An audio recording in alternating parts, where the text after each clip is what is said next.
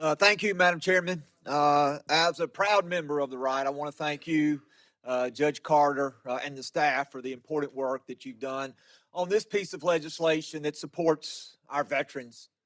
I stand this afternoon in support of the Republican en bloc. Through these amendments, we are strengthening pro-life protections, preventing discrimination against Americans for their views that marriage is between one man and one woman, and combating the VA's decision to promote controversial policies such as the action of displaying flags that promote political messaging. The First Amendment expressly upholds the protection of Americans for freedom of speech and freedom of religion. The language added in this provision would give confidence to the American people that individuals whose deeply held religious views support marriages between one man and one woman would not preclude this person from receiving fair treatment under the law.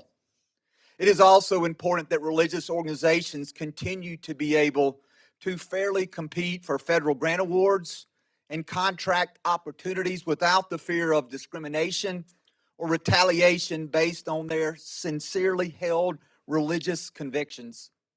Madam Chairman, I want to thank you, and I'm grateful for Judge Carter for including in the Republican en bloc the language I requested to ensure that flags flown over VA facilities or national cemeteries are government flags, military flags, or the POW MIA flags. Recently, in my home state of Mississippi, a VA facility on the Mississippi Gulf Coast chose to replace an American flag with an LGBTQ pride flag.